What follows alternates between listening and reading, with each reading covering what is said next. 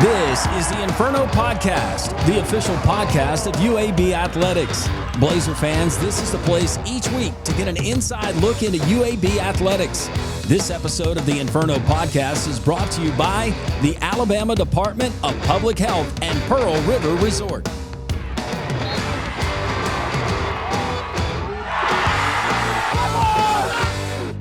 Welcome in. It's episode 30 of the Inferno Podcast. I'm Landrum Roberts. I'm your host. Exciting show today. Before we get into the rundown, always tell you it is brought to you by Legacy Credit Union, the official credit union of UAB Athletics. Well, happy spring football, spring practice, beginning March 26th, getting you up to date on all the things that have happened since the close of last season into the new year with staff acquisitions, personnel acquisitions. Coach Trent Dilfer, as a part of our Coach's Corner, will be joining us, and a guy he's going to be depending on the defensive side of the ball, that's been overhauled with coaches and players. Sirad, Bryant, the lone returning starter, he will join us as a part of our Student Athlete of the Week segment as well. And we'll take a look at other sports across the campus, what's going on, a very busy spring.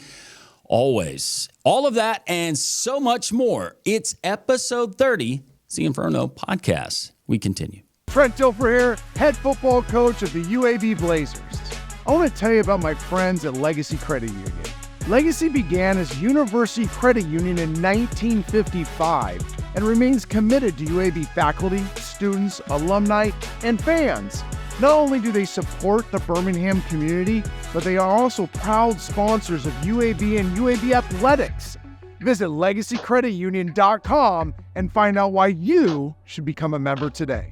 The Inferno Podcast, Blazer fans, we've made it really, really easy for you. There's a lot of different ways that you can consume this podcast each and every week, and we certainly appreciate you doing that. But you're going to appreciate it because we're going to keep you up to date on everything going on within the athletics program, the green and gold. YouTube, it's pretty simple. At Inferno Podcast UAB, like, subscribe, ring the bell, tell your family about it, your friends, your neighbors, spread it around the office. This thing is going to catch fire, literally. Appreciate you joining us there on YouTube, but also Instagram. You can find us Inferno_pod on Twitter, or the X if you prefer, at InfernoPod_UAB. On Facebook, that's kind of the OG, right? UAB Athletics. You can find it there on Facebook. And, of course, you can go to UABsports.com. We got links. We got all different ways. There is no excuse for you to miss the Inferno Podcast each and every week.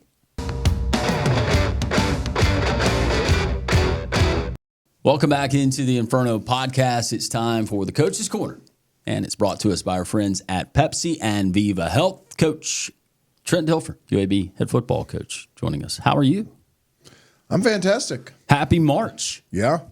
Spring has sprung. Just celebrated my 53rd, or as my middle daughter says, my 29th for the 24th straight year. Uncanny that you and UAB basketball coach Andy Kennedy share the same birthday, which is March 13th. And I beat him, by the way. I wished him happy birthday first this year. He got me last year. Well, prior to that, though, busy too. March 12th, voice of the Blazers, David Crane, that was his birthday. I know. So a little bit weird. It's, very weird. It's amazing that two guys as good looking as AK and I could have the same birthday. It is. Yeah. Who's got more hair? I think he does. We've had this conversation. If we were to grow it out, I would look like Krusty the Clown. Mine grows really well right here and would be curly. I think he said he has some flow up top if he had to have it. I would be remiss if I didn't ask you, because at the time that this is released, it is March Madness. It's tournament time. How's your bracket doing? I'm kidding. Don't answer that. No, there are no bracket. In fact, Who would have thought way back when, and you look at what's going on now, that somebody lost their job for an office pool? It's my Wednesday meeting with the team. Like, we have to make sure everybody understands in the building. We do not do brackets. You don't do them for fun. It's crazy. It's the number one thing that scares the death out of all college coaches right now. Well, two things: giving kids a bunch of money, and they don't know what to do with it. And two is the gambling thing. Like, because there's so much ambiguous gambling. Yeah. Right? Like, you do an office bracket. Right. Nobody thinks that's gambling, No. but it is. In the NCAA's eyes, it is. And Oh, it's not only that. my wife texted me this morning, honey, can I do a bracket as your wife? I said, I don't know. I'll call compliance. Like, literally, that's my answer. I got to call compliance. I do an event, and it's It's an event that the NCAA puts on, and I've gotten to be friends with them over the years. And we do it annually. And they told me a long time ago that no, there is an edict, even there in the office. It's not even a make believe. We don't even, they said we don't even put pen to paper and fill out a bracket, even if we have no plans on turning it in. We just don't do that. We're the same way. We're the same way. My son-in-law, all the son-in-laws have one, and I get invited to it. I'm like, guys, I can't. Like, I can't even open the website. Did you used to enjoy filling out a bracket? When I was a kid, yes. I didn't really do it as an NFL player. I loved college basketball as a kid. It was by far my favorite thing. I thought I was more highly recruited as a basketball player than I was a football player. And that was my dream, was to play at Oklahoma, believe it or not, because Wayman Tisdale. UCLA or Oklahoma were my two dream schools to play basketball. Man, Oklahoma back in the day, Billy Tubbs was the coach. Yep. Remember some of those teams? Mookie Blaylock. Yeah. It's amazing. Stacey King? I probably played Wayman Tisdale one-on-one 500 times as a kid. Now, he wasn't really there, but I pretended he was there. And that's where I learned all my post moves and my fadeaway and crossover and all that stuff. If you didn't play football, would you have tried to play basketball? Yeah. Right before Fresno recruited me, I was going to sign with Santa Clara or Northern Arizona to play both. So Santa Clara, the year they dropped football, I mean, I was being recruited the year before they dropped football. So I was going to play both at Santa Clara, or I was going to play both at Northern Arizona. My stepdad wanted me to play tight end or linebacker at Cal because they recruited me to play tight end or linebacker, and UCLA came in late for me to play tight end. You're smarty, so you could have gotten into Cal and played. Yeah, I was a really good student. I was, my parents, it's the same thing I taught my girls. We never talked about grades. My parents never told me what grades I had to get, but they just told me I had to do my best. And usually if I did my best, I got an A. So chemistry I didn't, and geometry. Those were the two classes that I think I got a C in chemistry and a B in geometry, and everything else I got A's in. I did well in the other subjects, opposite math, chemistry, that stuff. History, no problem. Could read through it, recite it, English, anything like that. Reading comprehension. Yeah, I killed that stuff. But we're getting into exponents and numbers and all these lines and parentheses. It wasn't practical to me. I had a really exceptional memory. So I could, my mom used to get mad at me, but I could wake up the day of a test, never study, ever study. Wake up the day of a test, cram for 30 minutes and go get a 96. Like, I just memorize things on the car ride on the way to school. I can still, as I'm getting older, I'm losing it a little more, but I do it with football too. Like, I call the plays off a call sheet, but I've pretty much memorized where they're at. You know what I mean? I don't get stuck very often. If I'm looking for a short yardage play, I know it's in the back right. I know it's in green. So you can see it visually. I can see it visually, especially if I write. And this is something I learned years ago, and I don't know if there's still studies out on it, but at the time there was a study that said if you wrote in red ink, that you had exponentially better retention. So I started writing everything in red ink. In fact, it's a joke around the office that I usually get mad at people if they're not writing in red ink, but I have 1,000 red pens in my office. And if I write in red, like my main notebook that I work off daily when things come up, I can tell you it's page 62, 9 lines down in my chicken scratch handwriting. It says, Cole Peterson interview with the Eagles. Which I'm teeing you up for the next question. Yeah, thank you very much. But that's just how my mind works. It's not as good anymore. It's not even close as good anymore. But was it, if you studied material enough, because it was this way for me, I could visualize the notes. I could visualize my handwriting and maybe how even I formed a letter. That's exactly how I think of it. It's a picture in my head. So I would sit there in the car ride into school for a test, and I'd be this dangerous, but I'd be driving and I'd have my notes right here and I'd be looking at them, and then I'd park my car, and as I'm walking up, I'd write out the answers, walk in the first period, get the 96, forget everything when I left the class. So SAT, I didn't do very well. Seriously, right, SAT, my parents thought I was going to get like a 1,300, 1,400. That's where I was trending. That's where all my teachers thought I was going to get. I got like an 1,150 or something. And also didn't care, but Yeah, no, I've just always been able to memorize things. Well, that's an indictment on standardized testing. And Yes, some of those that's a questions. whole nother conversation. Yeah, that doesn't dictate if you're going to be successful in life, right? No. Gosh, no. You mentioned it, and you did tee me up nicely, but a very young, talented member of your staff, Cole Peterson, who was director of football operations last year, and he's the guy with all the energy on the sideline, and Cole was great, but some exciting news from Cole, but I know it's bittersweet for you. Bittersweet, for sure. And that's how I announced it to the staff and the team was Cole has had an incredible opportunity. He'll be Nick Sirianni's assistant to the head coach for the Eagles. Pretty cool how it happened with Cole. Cole's turned down some really cool college jobs in his tenure here because he was very loyal to us and enjoyed, his opportunity here with UAB. And he got an interview with the Lions this offseason. And it was the process. We kind of counseled him. Wasn't the right job for him. It looked kind of sexy and cool, but it wasn't the right fit for him. Well, in the process of interviewing the Lions, they realized that the job they were interviewing him for was not the right job for him. He's overqualified for it. And they called the Eagles and said, hey, we know, Nick, your guy's moving. His right-hand man had got promoted. And they called the Eagles, and the Eagles obviously, to get that job, to be the assistant to the head coach of the NFL is a big job. What does that entail? It's super hard. Pretty much what Cole did for me here. Okay. But a lot of logistics, a lot of daily scheduling, a lot of making sure that if you're locked in your office dealing with a team-wide thing, that your message still gets directed to the entire building. Doing a lot of presentations. Head coaches do a lot of presentations, whether for staff, players, the public, speaking events, whatnot. Kind of in charge of that. Travel, off-season travel, in-season last eyes on travel. Because, when you travel as a football team, if something goes wrong, it's the head coach's fault. So the head coach better be the last eyes on the travel itineraries, right? And you want to travel a certain way. Well, we don't always have time to sit there and micromanage the travel itineraries. So your chief of staff, your right-hand man is going to do that. Not a ton of interaction with the players in professional football, a ton of interaction in college football, as you can tell with Cole. There's other menial things that people would think are menial tasks, but are very important.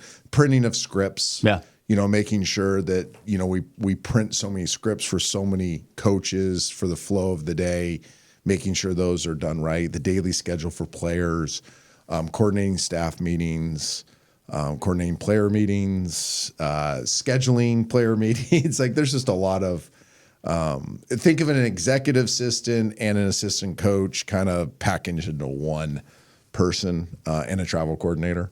But these jobs are really good in the NFL because typically if you do it right for the head coach, you're with that head coach forever. You don't want to lose your guy. So when he had this opportunity with the Eagles, I was like, Coley, this is one you really need to pursue. So we helped him and we celebrated him getting this opportunity. He beat out some incredible candidates to get it. Shows his talent. We love Cole. Cole's like another son to me.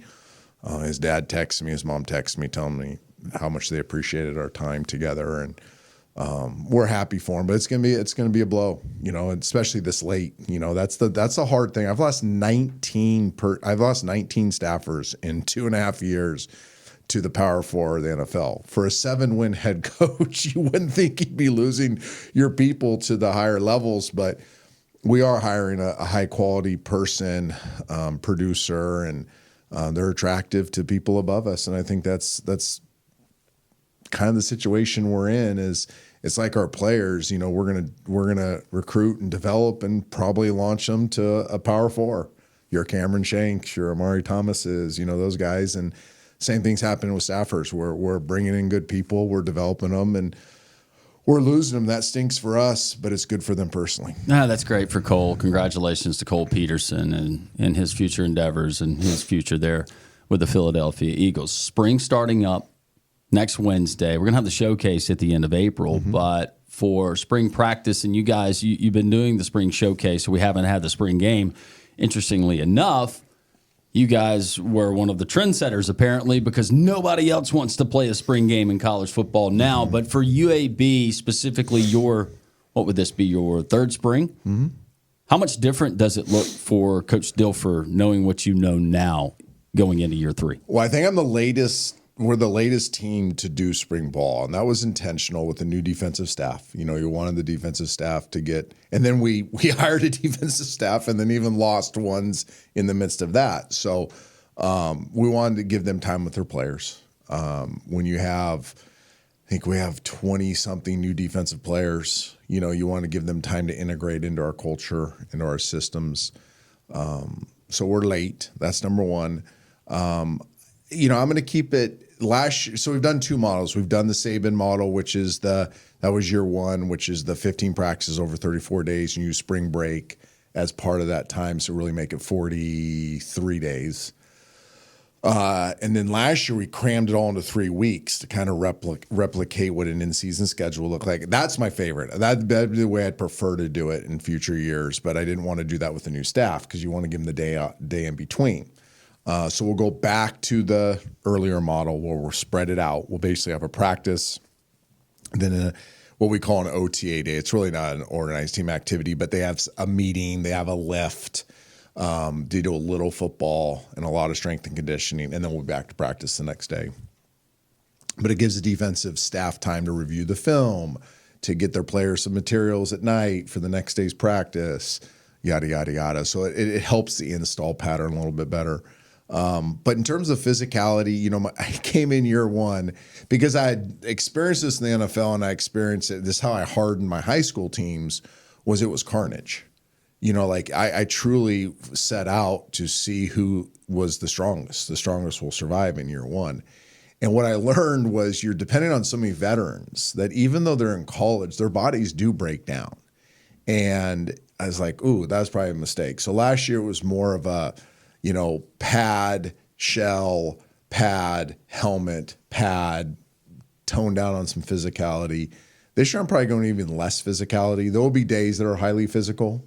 But I think you're kind of looking at this more like an NFL OTA, an off-season organized team activity where you want them to get better, you want there to be development, but you really are cautious of their bodies. And I think with strength conditioning, with having Lyle here, is such a big piece of our possible success. We want to make sure we don't sacrifice any strength and conditioning. So it's very hard to get them stronger and be practicing at the same time. So we want to get them stronger, so we have to tailor practice around some of that. We're also short on offensive linemen, and we're banged up on the defensive line. We had some guys with off-season surgery. So we don't have a ton of bigs, so we can't do the 2 fields going all the time, right? So we'll do more of an NFL model with our bigs to not get them beat up. And I'm playing around with a model. I'm going to decide this week. We may even do just like passing days, where it's a non-big man day. Let them go do some more individual work.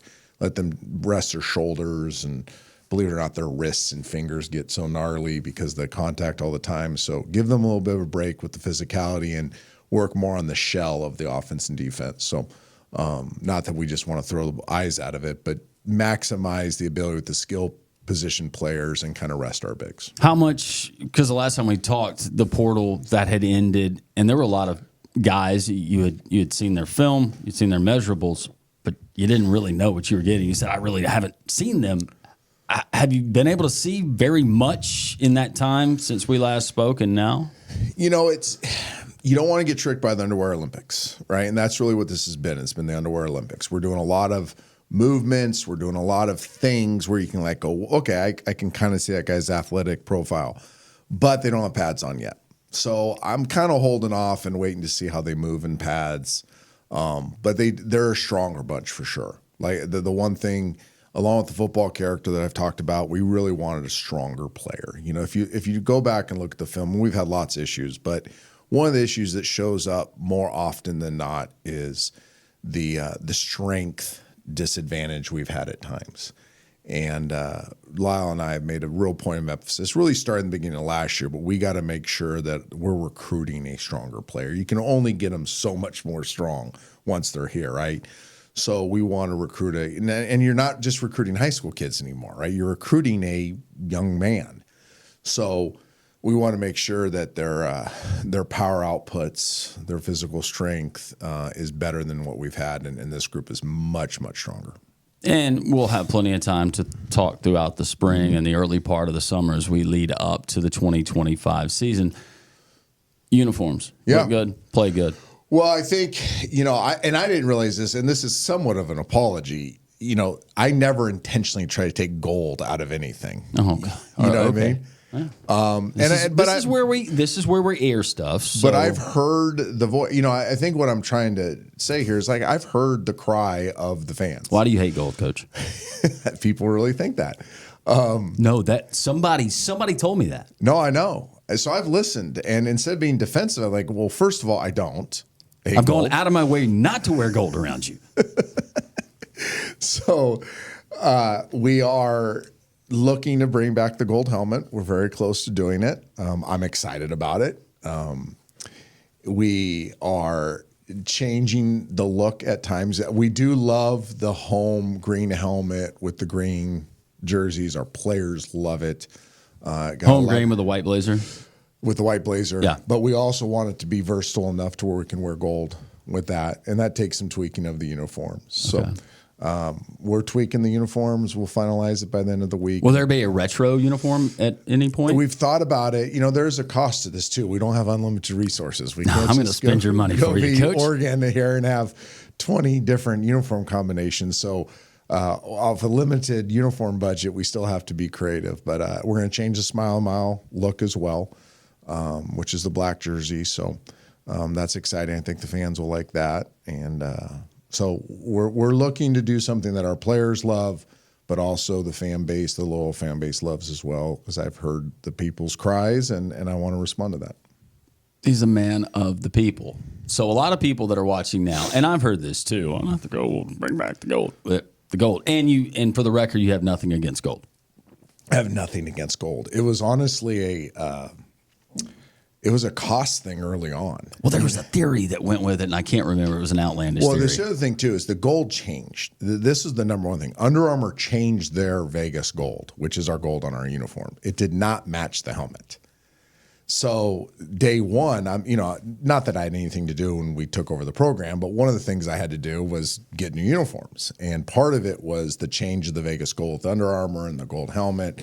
And it was at the time easier just to say, well, let's look at maybe a green helmet. And that was kind of last year's mentality. So I wish people understood, though, how much it costs to get a new helmet. Doesn't matter, Coach. I know. It's your problem. I know. We need somebody to blame. They're going to blame you. I wish they could write a check, too. Well, yes. Yes. For a lot of things, right? Yes. We continue with UAB head football coach Trent Dilfer. Spring practice beginning March 26th, and then you have the April showcase coming up April 26th. But we do want to mention an event that has been a part of the UAB football program. You're going to be a part of it once again. Coming up Monday, May the 12th at Bent Brook Golf Course, you have the UAB Football Excellence Golf Tournament. It's a shotgun start, 9 a.m., and there's all kinds of team sponsorship opportunities available, and you can do that by simply going to 205-996-9969. You can call that number, and they can get you set up with all the pertinent details. But that's big for you, and that's big for the program. It's massive. It's not big. It's massive. Massive. It is our lifeblood. It is with the changing climate of college athletics. You're always looking to create revenue platforms. It is one of our few. We try to make it a great experience. My golfing background, I was a golfer for years. We try to make it a great experience. The feedback last year is the golfers had a tremendous experience. It's competitive. It's fun. It's not super slow. We go out of our way to make sure that the tournament itself is enjoyable, but please make no mistake about it. It is massively important to our program. We have to find ways where we can create resources for our program, but also not feel like we're always just asking people for money. So giving them something and giving them a great experience and a day of golf and a lot of fun is our way of doing it. Once again, May the 12th, Bent Brook Golf Course, UAB Football Excellence Golf Tournament, 9 a.m. shotgun start, 205-996-9969 for more information. Coach, it's going to be a busy spring, but already I know very optimistic about things. And if nothing else, we get the gold back. Yes, it's a win no matter what. It's a win. Coach Trent Dilfer, thank you. Appreciate you. Inferno Podcast, we continue. The if in life, it's a world of possibilities. If you go for a night out with friends, if you can keep an eye on your money along the way, if you know you have overdraft protection with no fee transfers from savings, when you get a low balance alert, it's easier to say yes to fun. If that sounds good, try Regions Life Banking. Stay ready for the if in life. Regions Bank embrace the if in life.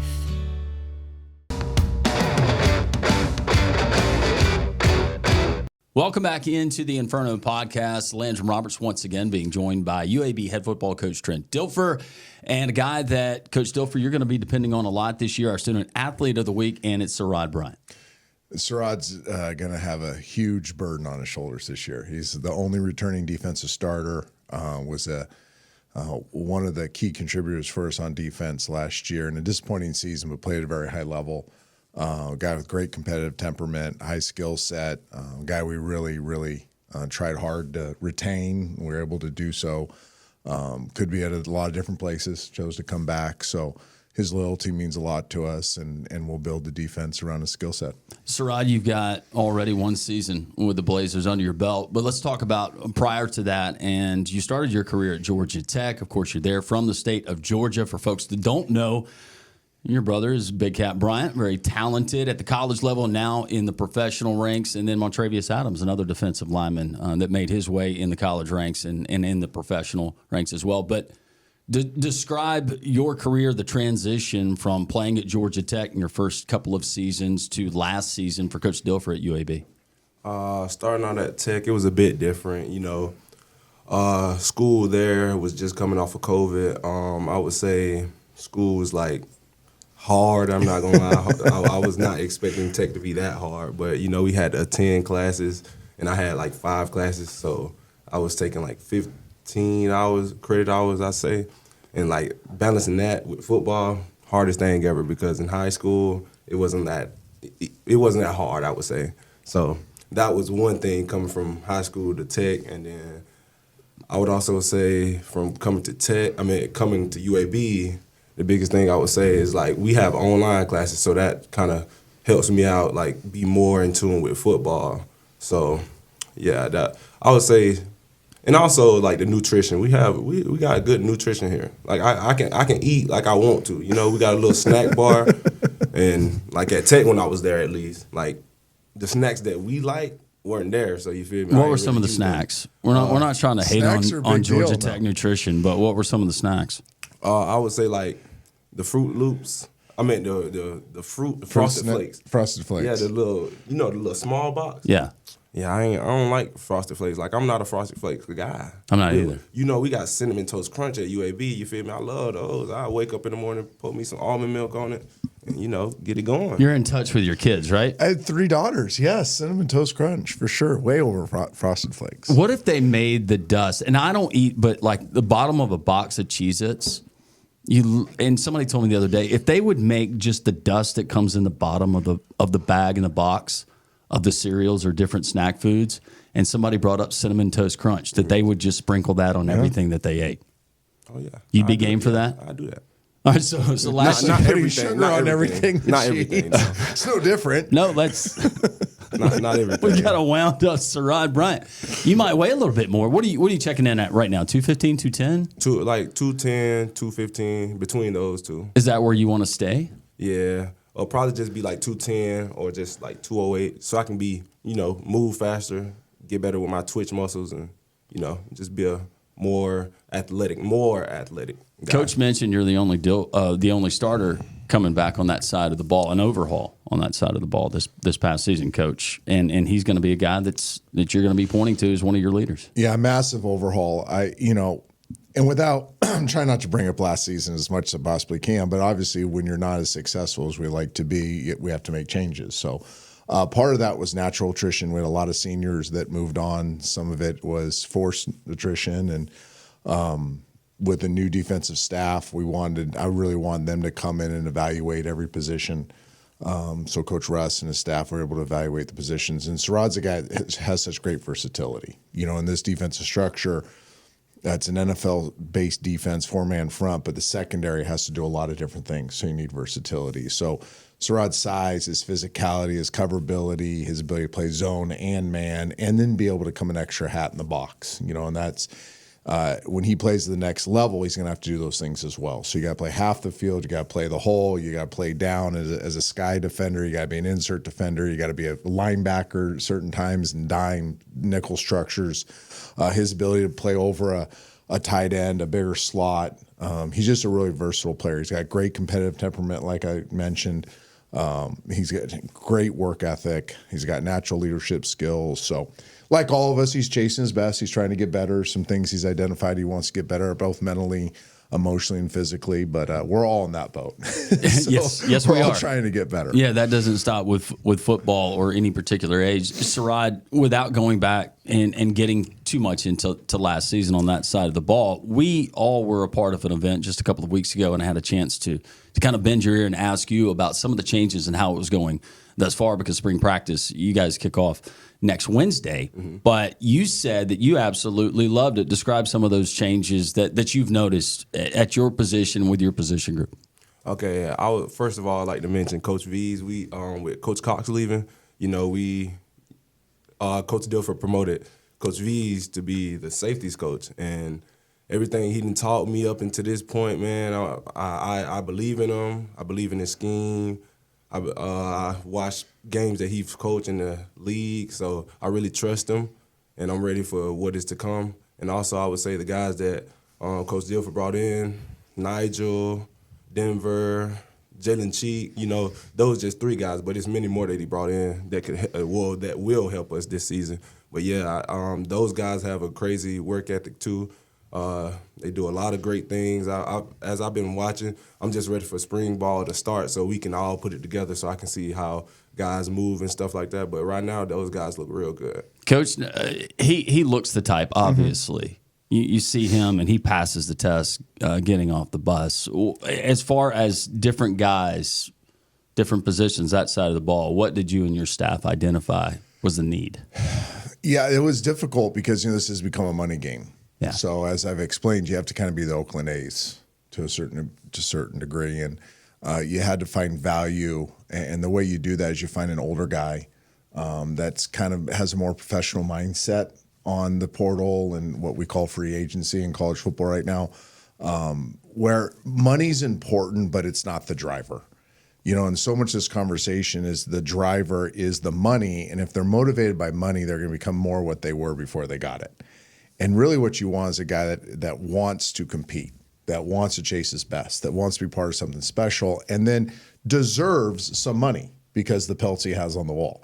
Sirad fits into that group. These guys we brought in fit that group. So that was number one, was their temperament, their football character, if people are looking for a term to put on it. So that was priority number one, mainly because of that was what we had. We couldn't go get into bidding wars with guys that were, if you're looking at a board and you're stacking guys, okay, there's the 5 best whatever position, linebackers. Those guys are going to be way outside your price range. Now, the good thing is when you play the long game and you really vet guys and you really are talking to the other coaches and watching tons of film and watching the systems they're in, if they fit you, and doing character evals, you're like, if you wait a little bit and let the money kind of clear, there's just as good a player late. They didn't maybe –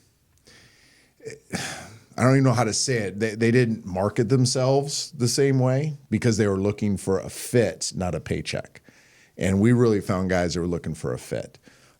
We didn't chase traits, but we fell into traits. I think my first 2 years, we really chased traits. We wanted a certain height, weight, and measurables were a big deal because those measurables translate to the NFL game. But what we've learned is what you're really looking for is productivity. You're looking for guys that know how to play football. They know how to make a play. They know how to play well in big moments. They know how to think clearly when the pressure's on. They know how to be good teammates. They know how to be out of series and come back in a series and play at a high level. They know how to rotate. They know how to play in goal line situations. They know how to play in 2-minute situations. They understand the ebbs and flows of games. They're not an emotional roller coaster when they play. So that's kind of what we were looking for on defense. And we fell into, like I said, some we're definitely stronger. I will say this: we've got a group of guys that can throw iron around, that play with strength, that have the bodies, the structure, the bone density, the muscle density to stay healthy and play at a high level. We're maybe not as long on the defensive line and linebackers as we were before, but we're super long and athletic in the back end. I mean, Sirad at 210 is not the only big safety. We have 4 really big safeties. We have corners with length now. Now we have, we've been playing with kind of sawed-off corners in my tenure here. Now all of our corners are 5'11" to 6'3". Yep. We got big, long corners with big, long arms. It fits the structure we're playing on defense. So we identified a character trait and fell into a athletic profile as well, which we're really happy about. And now with the NIL climate and what the portal is and how fans view it, how a lot of coaches view it, and rightfully so, it's gotten a black eye in the media, and some of that is deserved.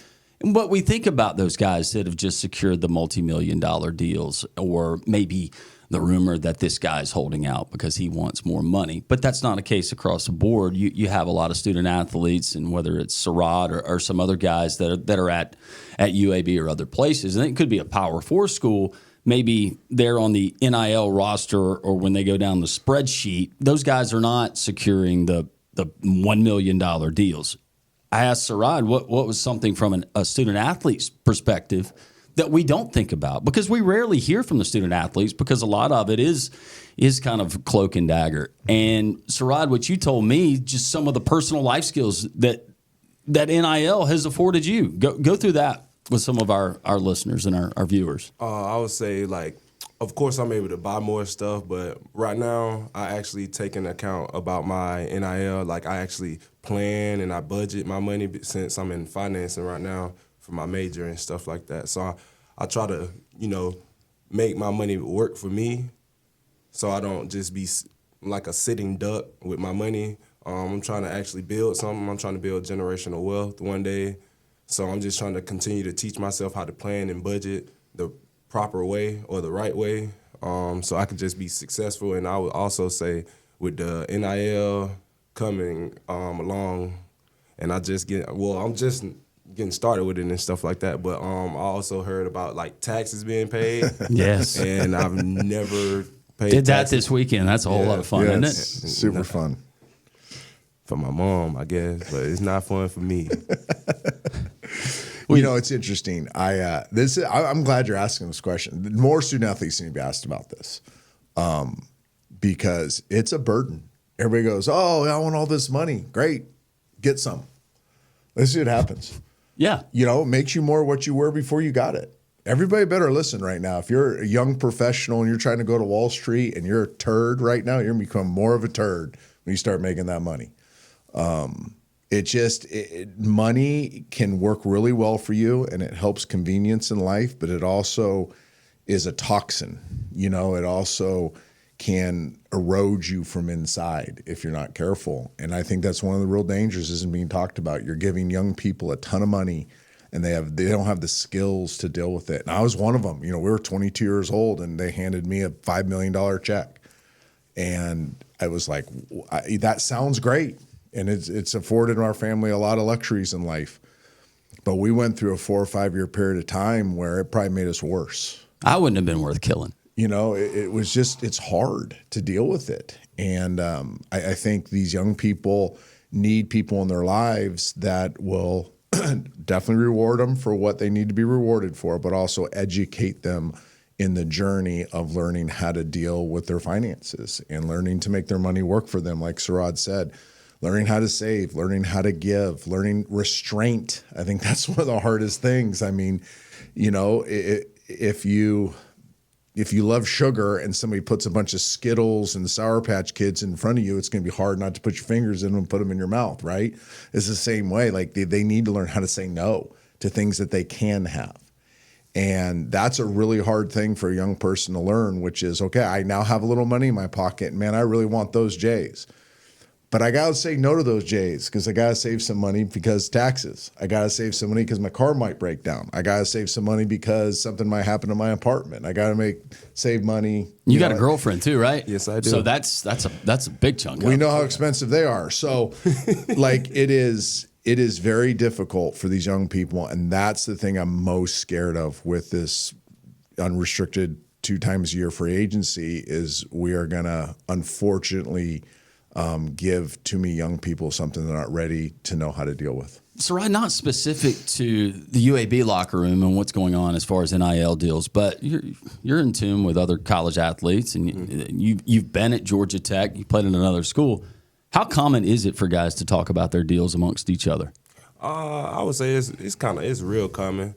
Especially one of my friends that I played with at Tech, like he'll talk to me about his NIL, like. And I'll just be looking like, man, guys getting paid stuff like this number. Like I'm stunned. Like probably like 20 a month. Like that, I've never touched that much money in my life at once. So it's like, yeah. Could you see that creating maybe envy, resentment? Yeah, I could. Yeah, because some guys probably would want a certain amount that they feel like they should have when on the other side of things, it's not the case. All right, before we get to the fun portion of this, and we're going to do a lightning round, you're going to participate. Okay. And it's really not football involved, so you guys are on equal footing.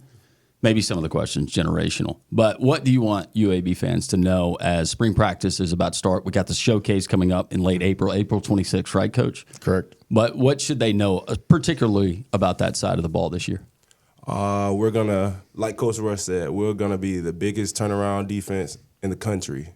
And that's a fact because what we got coming, what we finna put on tape, is finna be nothing but greatness.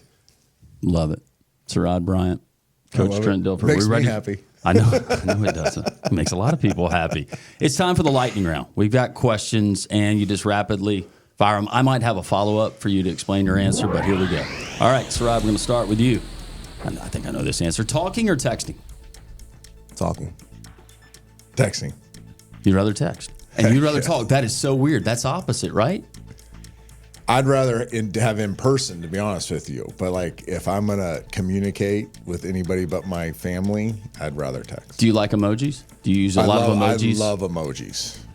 Big emoji guy. You're big into emojis. Big in emojis. For $3, I had to. Yeah. Like, and when they broke, I have a great emoji story, but I'm not going to waste the rest. AK's big into emojis too, and he's got daughters, AK's so that makes great sense. with emojis. So Yeah, when AK and I text back and forth, big emoji trail. Favorite day of the week? Friday. Sunday. Favorite city in the U.S. besides the one you live in? Ooh. Atlanta. Incline Village, Nevada. Ooh, Very specific. Okay. Yeah. Yes. Okay. Nickname your parents used to call you? Ooh. Dooney. Dooney? You got to explain. I don't know. I don't know where they get it from. I don't really remember where they get it from, but yeah. Brother got Big Cat. You got Cat. You got Dooney.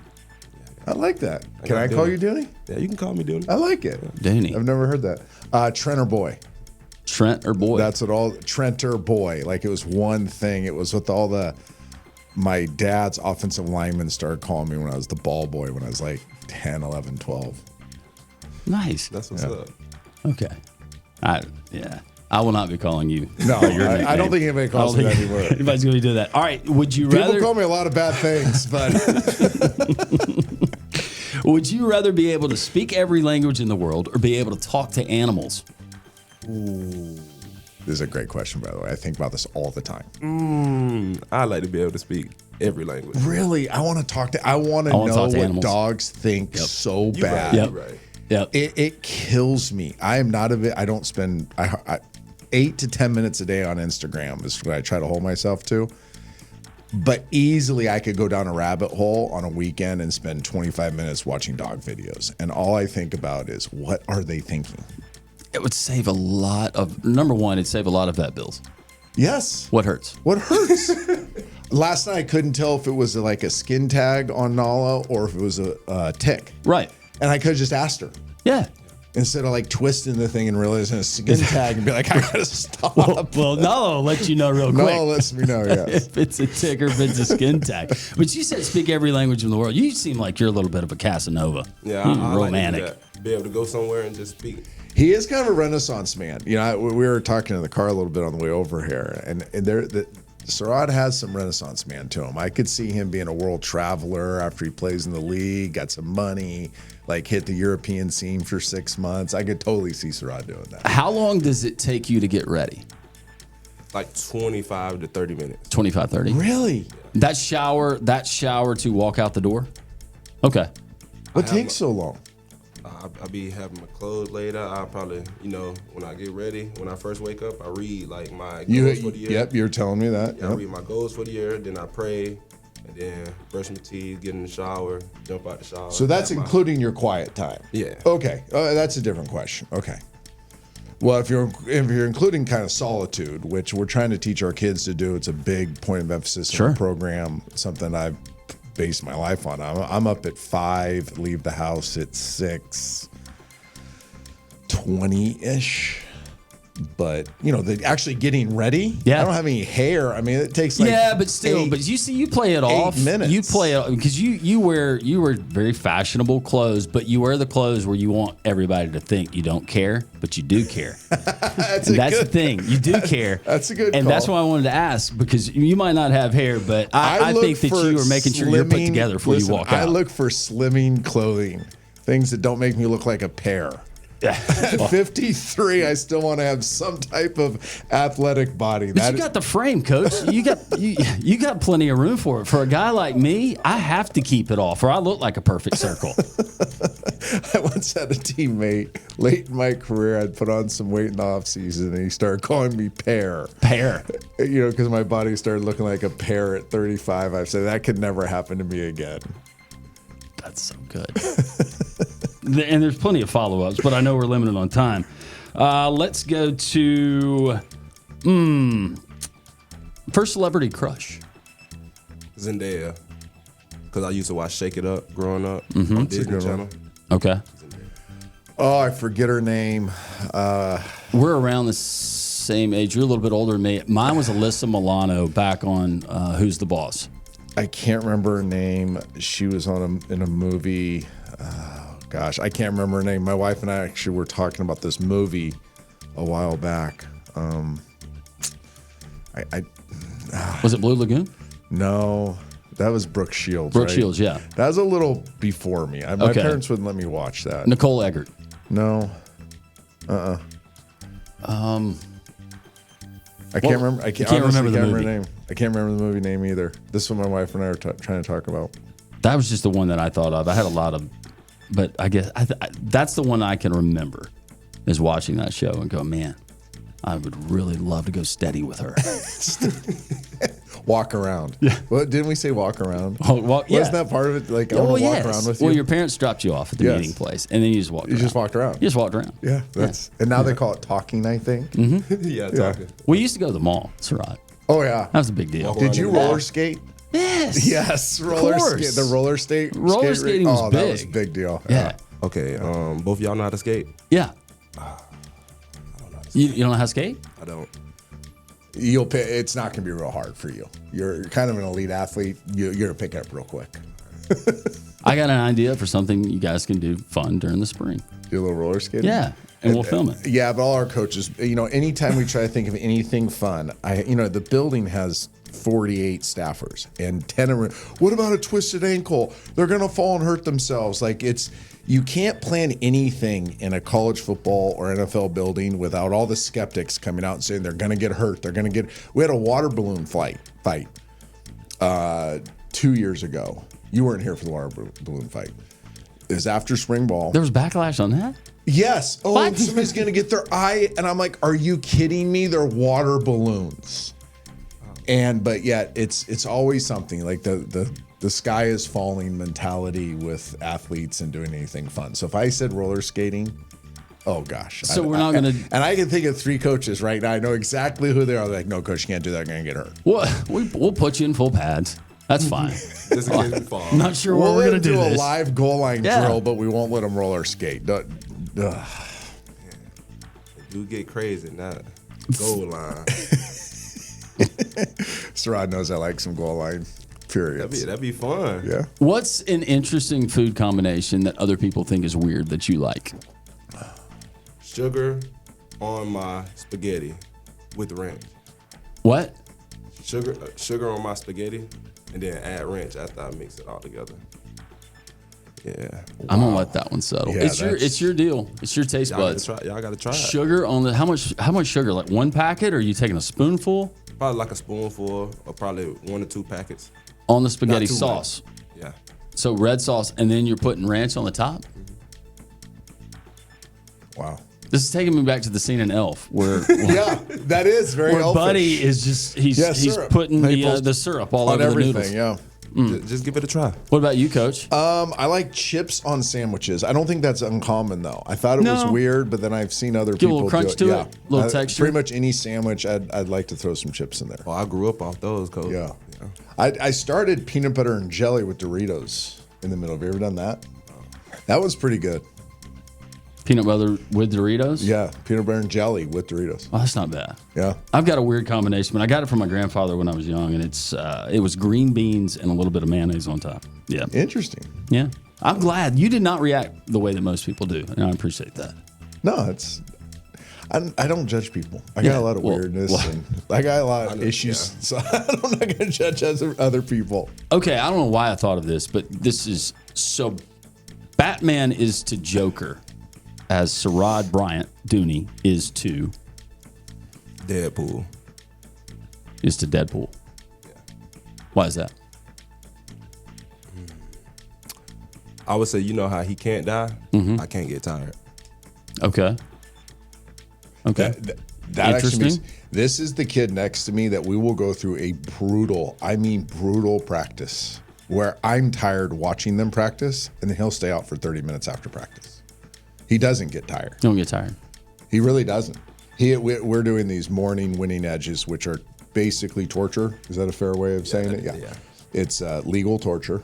And he had missed, was it your toe? My toe, 2 weeks. He'd missed 2 weeks. And the guys that their first time back, like it's really hard. You're not going to pass your first time back. And I'm like, Sirad's going to be close, but he's not going to pass. Sure, he passed. Like he dominated, didn't get tired. The guy has incredible stamina, which is awesome. Yes. Have you ever heard the Gino Auriemma quote? I haven't showed you guys this one in meetings, right? The UConn women's basketball coach. Oh, no, sir. He has a famous speech where he talks about, he's coached all the best WNBA players, and he said the one thing about great players, they don't get tired.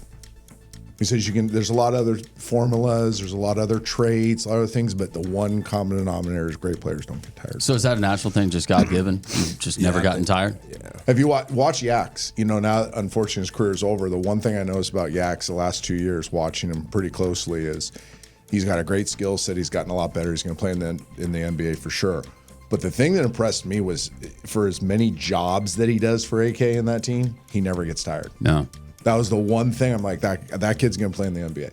Now, obviously, because he's a big man that can handle the ball and has mid-range and can shoot and get to the hoop and rebound and play defense, all that stuff. But he doesn't get tired. You watch him sprint up and down the court, back and forth, and he's not. And he's the same way. If you can teach that to the 10 guys playing beside you on that side of the ball this season, Yes. Oh, yeah. we're good, right? Just take one deep breath in and then blow it out. You should be good. Coach, what about you? I didn't necessarily understand the question. All right, so Batman is the Joker, so that would be his nemesis. Nemesis. As who would be to you? Oh.